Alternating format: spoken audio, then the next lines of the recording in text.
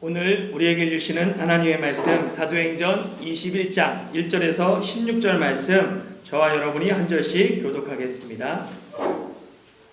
우리가 그들을 작별하고 배를 타고 바로 고스로 가서 이튿날 로도에 이르러 거기서부터 바다라로 가서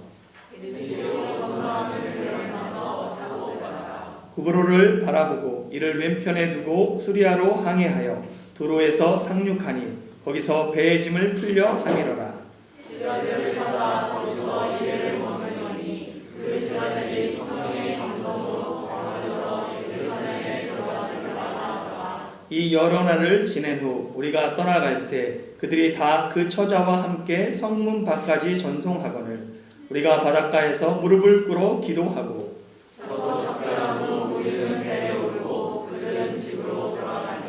두로를 떠나 항해를 다 마치고 돌레마이에 이르러 형제들에게 안부를 묻고 그들과 함께 하루를 있다가 이튿날 또한 가이사랴에 이르러 일곱 집사 중 하나인 전도자 빌립의 집에 들어가서 머무르니라. 그에게 딸 넷이 있으니 처녀로 예언하는 자라.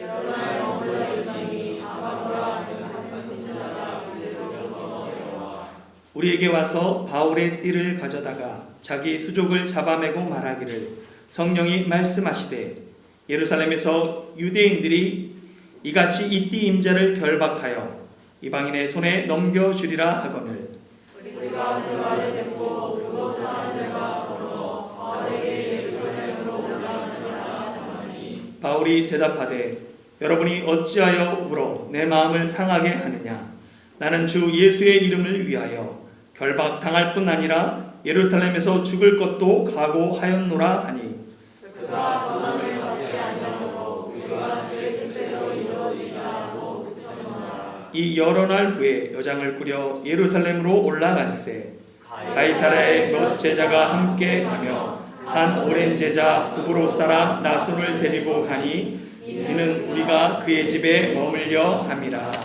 아멘. 우리나라 최초의 서양식 병원은 광해원입니다. 광해원은 널리 은혜를 베푼다라는 뜻으로 미국 선교사 알렌에 의해서 세워진 왕립병원이죠. 광해원은 개원한 후 12일 만에 많은 사람을 구제하는 집이라는 재중원으로 이름을 변경합니다. 이게 그 사진이죠. 그리고 알렌 선교사입니다. 이후 4대 원장인 에비슨 선교사일 때 이 재중원은 미국 선교부 소속의 의료 선교 기관이 됩니다. 에비슨은 안식년을 맞아 고국인 캐나다로 갔다가 안식년 중에 미국 뉴욕에서 열린 세계 에큐메니칼 선교대회에 참석합니다. 그곳에서 에비슨은 조선 땅에 병원이 필요하다라는 강연을 해요. 이곳에서 에비슨과 루이스 에지 세브란스가 만남이 이루어집니다. 세브란스는 스탠다드 석유회사의 대주주였으며 할아버지가 클리브랜드의 최초의 의사였습니다. 세브란스는 이 만남을 통해 당시 조선에 병원을 세우기 위해 건축비용 1만 달러를 전액 기부하게 됩니다. 이를 통해 1904년 한국 최초의 현대식 종합병원이 남대문 밖에 세워지죠. 이 병원이 바로 세브란스 병원입니다. 에비슨 선교사가 세브란스에게 감사의 인사를 전했을 때 세브란스가 이렇게 얘기합니다. 주는 기쁨이 받는 것보다 훨씬 더 큽니다. 라는 유명한 말을 남겼다고 전해집니다. 세브란스는 이후 병원 대지 비용 5,000달러와 의대 설립을 위해서 추가로 3만 달러를 헌금합니다. 그리고 1913년 세브란스가 죽은 다음에 그의 아들인 존 세브란스는 계속 아버지의 유지를 이어가자 1936년까지 미국 북장로교회 이름으로 계속해서 세브란스 병원에 후원을 하게 되죠. 존 세브란스가 세상을 떠나면서 세브란스 기금을 마련합니다. 그래서 그 기금을 통해서 지금도 100년이 넘었는데 세브란스 병원에 후원금을 보내고 있습니다. 주는 기쁨이 더 크다. 이 세브란스의 정신을 이어받아 세브란스 병원과 그리고 의과대학이 매년 기부를 실천하고 있습니다. 주는 기쁨이 받는 것보다 훨씬 크다라는 이 세브란스의 철학은 성경의 가르침을 바탕으로 하고 있습니다. 바울이 밀레도에서 에베소 장로들에게 한 고별설교 마지막 말씀이 주는 것이 받는 것보다 복이 있다라는 말씀입니다. 바울은 이 말씀을 예수님이 친히 하신 말씀이다라고 이야기하고 있어요. 그런데 이 말씀이 사복음서에는 기록되어 있지 않습니다. 그래서 어떤 사람은 이것은 예수님이 하신 말씀이 아니다라고 생각하기도 해요. 그러나 사복음서에 모든 예수님의 말씀이 기록된 것은 아닙니다. 사복음서 마지막, 요한복음 마지막 절은 어떻게 끝나냐면 예수께서 행하신 일이 이 외에도 많으니 만일 낱낱이 기록된다면 이 세상이라도 이 기록된 책을 두기에 부족할 줄 아노라 라고 끝마치고 있습니다. 비록 사복음서에 기록되어 있지 않지만 주는 자가 복이 있다라는 말씀은 예수님이 하신 말씀이죠. 이 말씀을 바울이 에베소 장로들에게 전했고 1900년이 지난 후에 이 말씀을 삶으로 실천한 세브란스를 통하여서 조선 땅에 세브란스 병원과 세브란스 의과대학이 세워지고 또 그 병원과 대학을 통해서 지금도 주는 자가 복되다라는 것을 세상에 전하고 있습니다.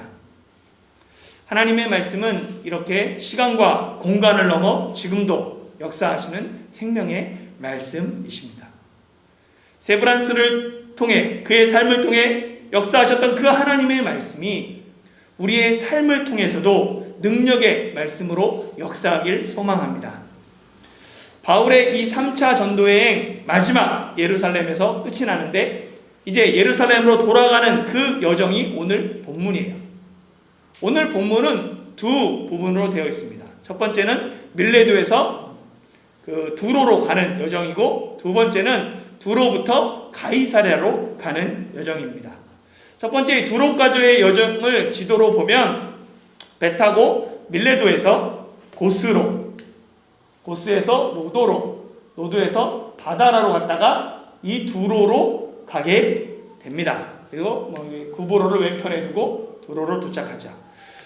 두로는 베니게의 오랜 항구 도시입니다.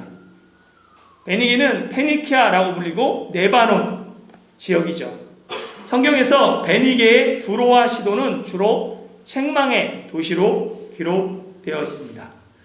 두로에 도착한 배는 화물을 내리고 새로운 화물을 싣는데 일주일의 시간이 필요했습니다.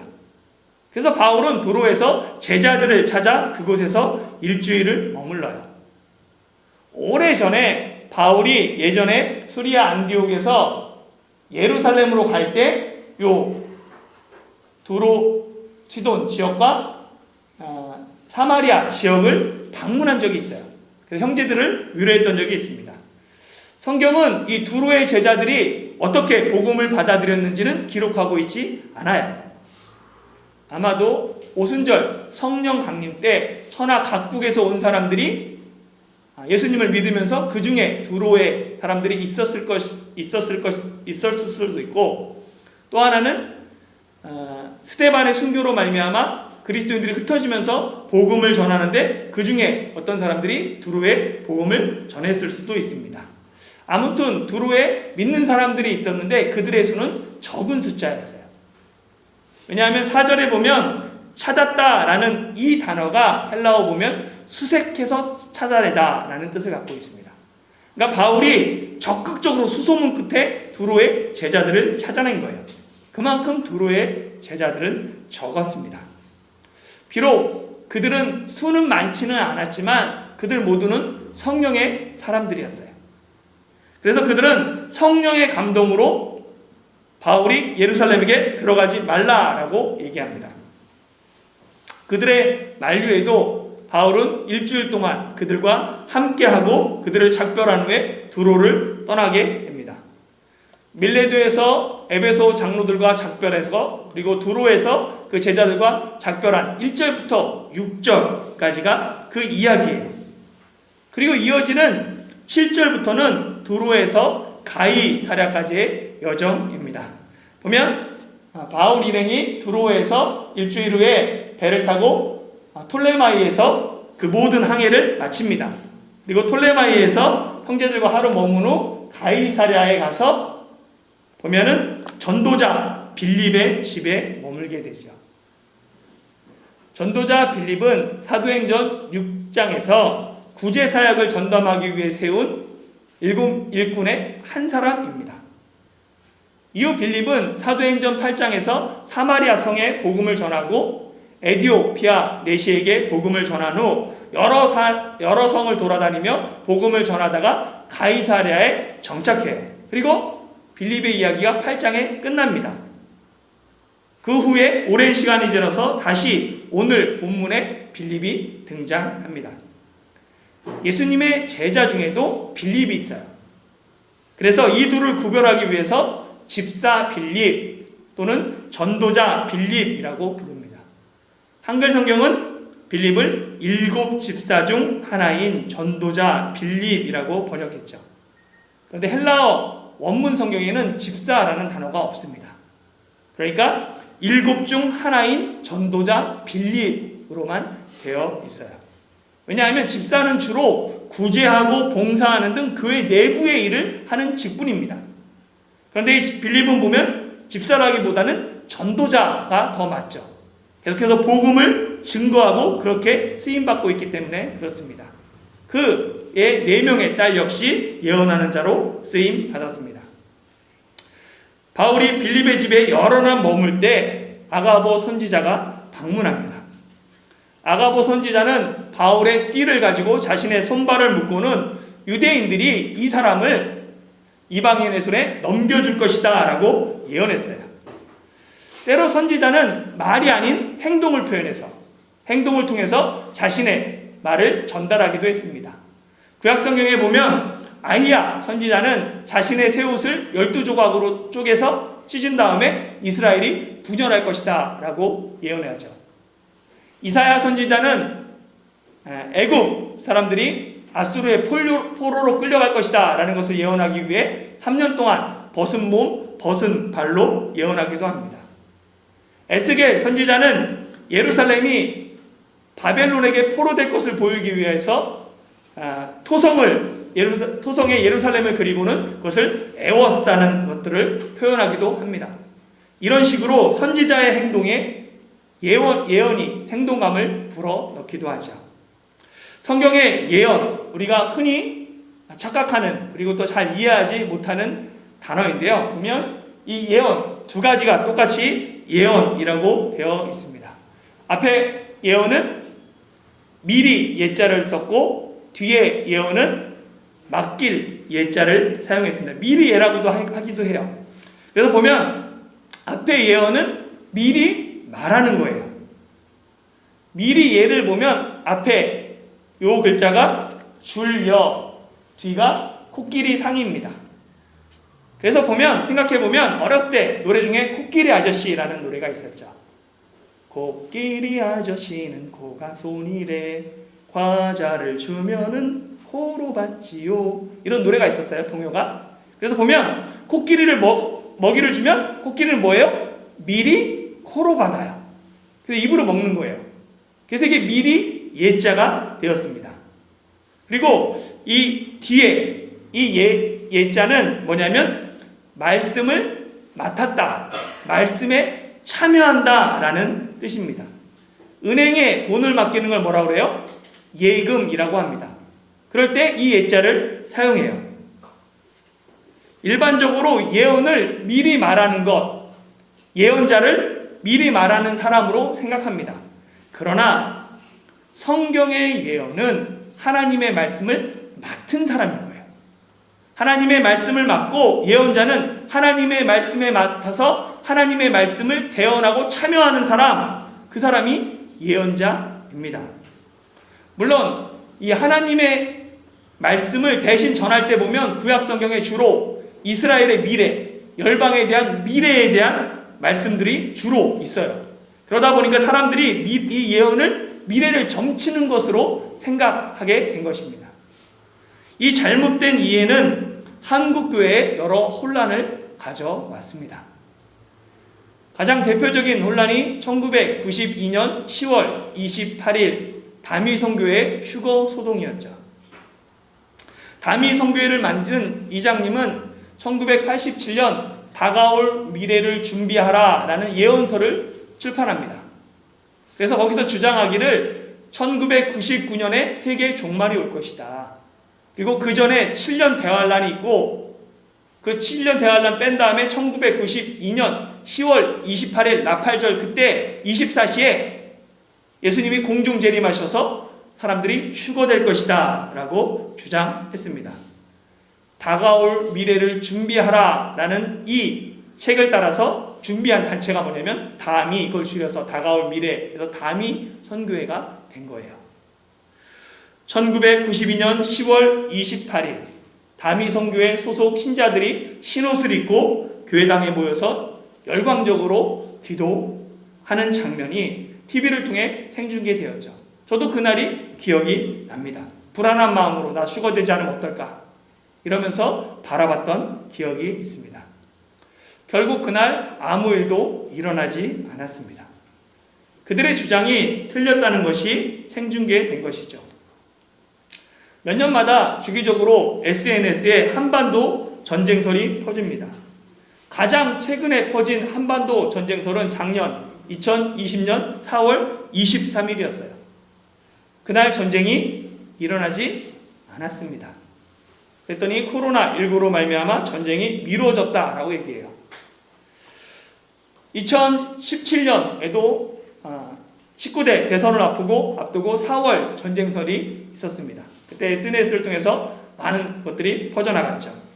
한반도 전쟁설 중에 가장 피해를 끼친 사건은 2014년 12월 14일 주일 새벽 4시 30분에 한국전쟁이 일어날 것이다 라고 예언했던 홍해선 사건입니다. 이 여자의 거짓 예언을 믿고 사람들이 미국, 캐나다, 태국, 캄보디아, 필리핀 등 수많은 나라들로 도피했습니다. 그 이야기가 방송되기도 했죠. 언제나 날짜와 시간을 정해놓고 하는 예언 모두 다 거짓입니다. 예언이 아무리 그럴듯해 보이고 맞는 것 같아 보여도 절대로 그것은 하나님께로부터 온 것이 아닙니다. 오히려 그 모든 출처는 사단이에요. 믿는 사람을 미혹하고 세상의 혼란에 빠뜨리기 위한 사단의 전략입니다. 그리스도인은 어떤 경우라도 거짓 뉴스 미혹되지 말아야 되고 전하는 통로가 되지 말아야 합니다. 만일 내게 전해진 내용이 거짓인지 진실인지 잘 모르겠다, 판단이 되지 않는다 하면 다른 사람에게 전달하지 말아야 해요. 혹 잘못해서 내가 거짓을 전달하게 되면 사람들은 내가 믿는 예수님조차 거짓으로 받아들입니다. 다미 선교의 가장 큰 잘못은 그들의 잘못된 믿음 때문에 사람들이 예수님의 재림을 믿지 않고 예수님의 재림을 거짓으로 생각한다는 거예요. 홍해선의 거짓 예언에 미혹되어 직장과 학교와 재산을 정리하고 외국으로 도피한 그리스도인들을 보면서 세상 사람들은 그리스도인들을 최소한의 상식과 이성이 없는 사람들로 생각합니다. 잘 영어를 쓰지 않는데 이런 말이 있어요. Bad theology leads to bad practice. 그래서 나쁜 신학이 나쁜 실천으로 이어진다라는 말이 있습니다. 잘못된 신학이 엉터리 그리스도인을 만드는 거예요. 잘못된 신학 중에 하나가 예언입니다. 다시 한번 강조하지만 성경이 말하는 예언은 미래를 점치는 예언이 아니라 하나님의 말씀을 맡은 예언이에요. 교회가 예언을 바르게 정립하고 하나님의 말씀을 맡은 그 예언의 선지자의 사명을 회복하길 소망합니다. 도로의 제자들 그리고 아가보 선지자는 성령의 감동으로 예언했어요. 하나님의 말씀을 맡은 자로서 하나님의 말씀을 대언한 것이죠. 예언이에요. 그런데 여기서 문제가 발생합니다. 하나님의 말씀은 바울이 예루살렘에서 유대인들에게 결박을 당해 이방인의 손에 넘겨질 것이다 라는 거예요. 성령님은 예루살렘에서 일어날 일을 말씀하신 거예요. 그런데 이를 전하는 사람 또는 듣는 사람이 이 말씀을 어떻게 해석하고 있는지 보세요.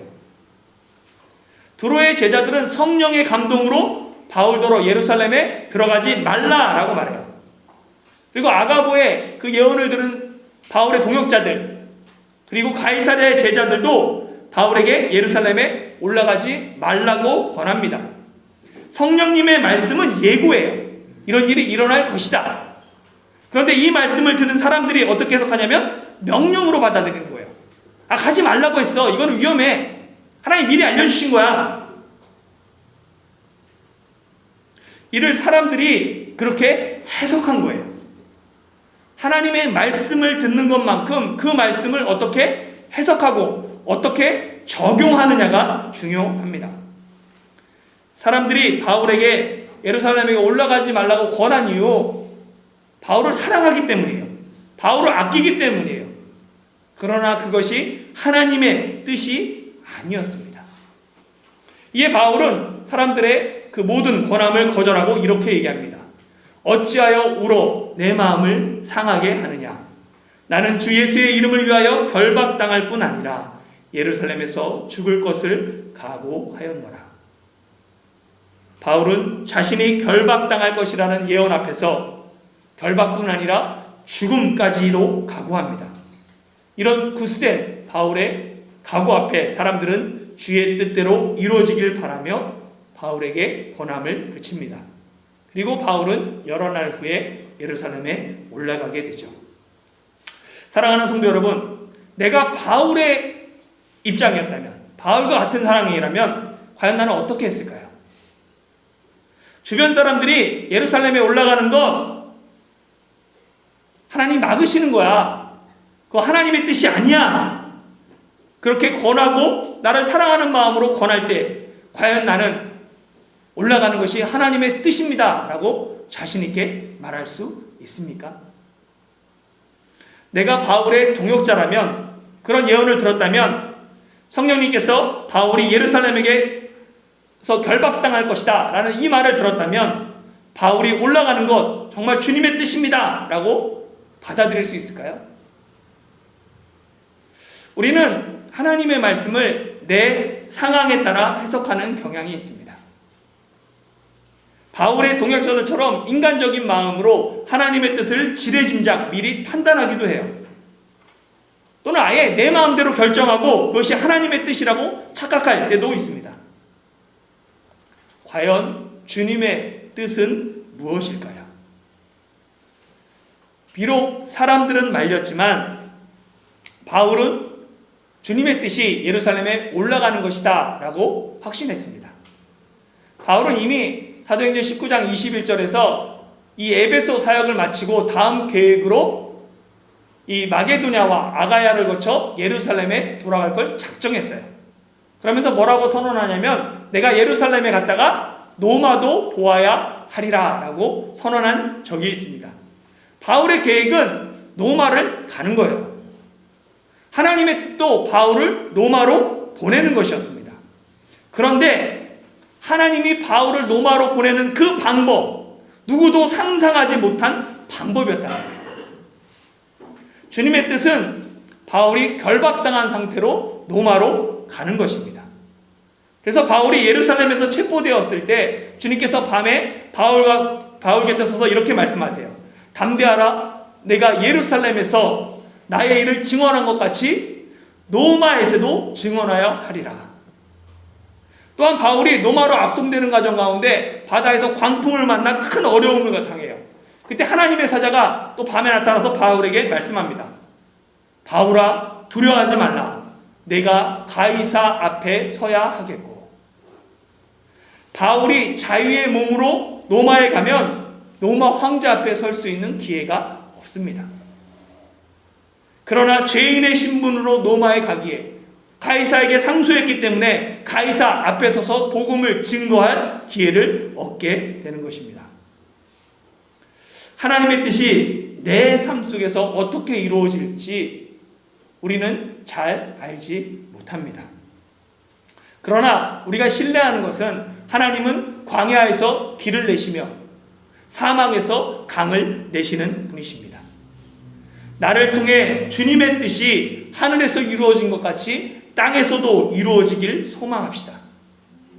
우리가 생각하지 못한 방법으로 역사하시고 세계를 만드시는 하나님을 찬양하는 저와 여러분이 되시길 예수님의 이름으로 축원합니다.